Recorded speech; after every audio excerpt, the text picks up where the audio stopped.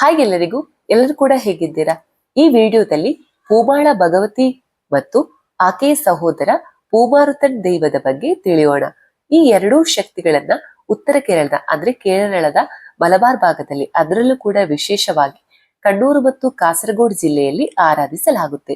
ಪೂಮಾಳ ಭಗವತಿ ಇಲ್ಲಿನ ಪ್ರಾದೇಶಿಕ ದೇವತೆ, ಜೊತೆಗೆ ತೀಯ ಸಮುದಾಯದ ಕುಲದೇವತೆ ಅಂತ ಪರಿಗಣಿಸಲಾಗಿದೆ. ಪೂಮಾಳ ಭಗವತಿ ದೇವಾಲಯದಲ್ಲಿ ಪೂಮಾಳ ಭಗವತಿಗೆ ತೆಯ್ಯಂ ಇರುವುದಿಲ್ಲ. ಇಲ್ಲಿ ಆಕೆಯ ಸಹೋದರ ಪೂಮಾರುತನ್ ತೆಯ್ಯಂ ಇರುತ್ತೆ. ಪೂಮಾಳ ಭಗವತಿ ಮತ್ತು ಶಿವನ ಮೂಲವಾದ ಪೂಮಾರುತನ್ ಸ್ವರ್ಗದಿಂದ ಭೂಮಿಗೆ ಇಳಿದು ಬಂದಿದ್ದಾರೆ ಅಂತ ಪುರಾಣದಲ್ಲಿ ಉಲ್ಲೇಖವಿದೆ. ಹಾಗಾದ್ರೆ ಬನ್ನಿ, ಪುರಾಣದ ಪ್ರಕಾರ ಈ ದೇವತೆ ಮತ್ತು ಪೂಮಾರುತನ್ ಹೇಗೆ ಭೂಮಿಯಲ್ಲಿ ಬಂದು ನೆಲೆಸಿದರು ಅನ್ನುವಂಥದ್ದನ್ನ ತಿಳಿಯೋಣ.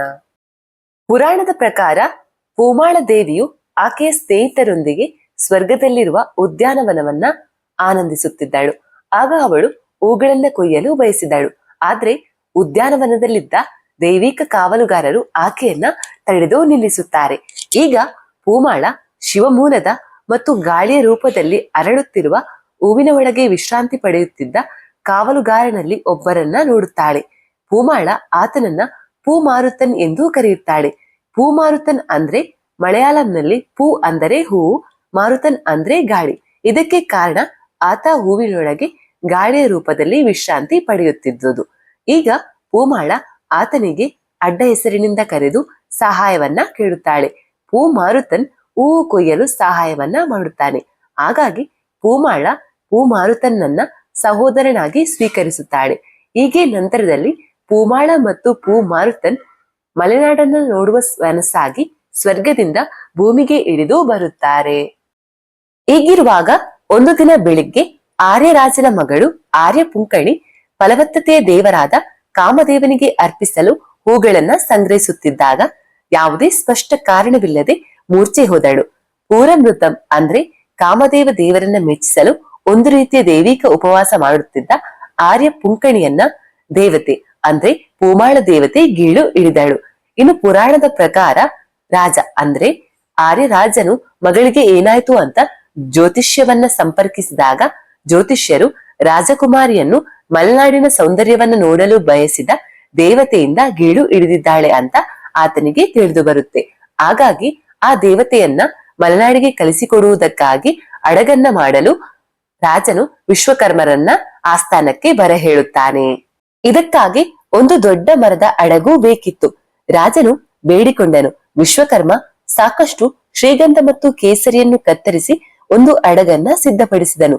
41 ಮೊಳ ಉದ್ದ ಮತ್ತು 21 ಮೊಳ ಅಗಲವಿರುವ ಇಡೀ ಅಡಗನ್ನ ರೇಷ್ಮೆ ಬಟ್ಟೆಗಳಿಂದ ಅಲಂಕರಿಸಲಾಗಿತ್ತು.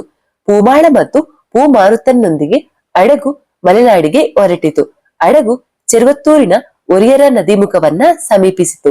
ಪುರಾಣದ ಪ್ರಕಾರ ಒರಿಯರ ದೇವಾಲಯದ ದೇವರು ವಿಷ್ಣುಮೂರ್ತಿ ಪೂಮಾಳ ಮತ್ತು ಮಾರುತನ್ಗೆ ತೆಂಗಿನಕಾಯಿ ನೀರನ್ನ ನೀಡಿ ಸ್ವಾಗತಿಸಿದರು. ಇನ್ನು ಈ ದೇವತೆಗೆ ಸಂಬಂಧಪಟ್ಟ ಹಾಗೆ ಇನ್ನೊಂದು ಪುರಾಣದ ಪ್ರಕಾರ ಪೂಮಾಳ ಎಲಿಮಲದ ಕುರುವಂತಟ್ಟಕ್ಕೆ ಬಂದಿಳಿದಳು. ಗ್ರಾಮೀಣ ಪ್ರದೇಶದ ಸೌಂದರ್ಯವನ್ನ ಅನುಭವಿಸಿದಳು. ಅವಳು ತನ್ನ ಸ್ಥಳೀಯ ಭೂಮಿಗೆ ಹಿಂತಿರುಗುವುದನ್ನ ಅಂದ್ರೆ ಸ್ವರ್ಗಕ್ಕೆ ಹೋಗುವುದನ್ನ ತಪ್ಪಿಸಿ ಅಲ್ಲಿಯೇ ಉಳಿಯಲು ನಿರ್ಧರಿಸಿದಳು. ಆದ್ದರಿಂದ ಕುರುವಂತಂತ ಮತ್ತು ರಾಮತಲಿಗಳು ಕೇರಳದ ಮೊದಲ ಪೂಮಾಲ ದೇವಾಲಯಗಳೆಂದು ನಂಬಲಾಗಿದೆ.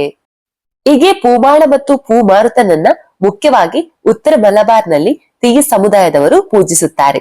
ಪೂಮಾಳ ದೇಗುಲದಲ್ಲಿ ತೆಯ್ಯಂನಲ್ಲಿರುವಂತೆ ಪೂಮಾರುತನನ್ನ ಪ್ರದರ್ಶಿಸಲಾಗುತ್ತೆ. ಆದರೆ ಪೂಮಾಳ ಭಗವತಿಯು ತೆಯ್ಯಂ ರೂಪವನ್ನ ಹೊಂದಿಲ್ಲ. ಪೂಮಾರುತನ್ ತೆಯ್ಯಂಗೆ ವಿಶೇಷವಾದ ಮುಖ ಕಲೆ ಮತ್ತು ದೇಹ ಕಲೆ ಇದೆ.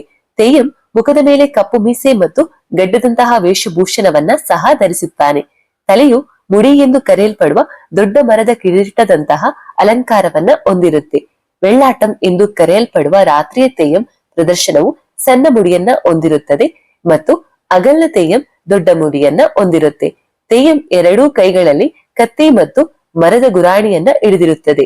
ಪೂಮಾರುತನ್ ಅವರ ಧಾರ್ಮಿಕ ನೃತ್ಯವು ಗುರಾಣಿಯನ್ನ ತಿರುಗಿಸುವ ಮತ್ತು ಕತ್ತಿಯನ್ನ ಬೀಸುವ ಉತ್ಸಾಹಭರಿತ ಚಲನೆಗಳೊಂದಿಗೆ ಇರುತ್ತದೆ.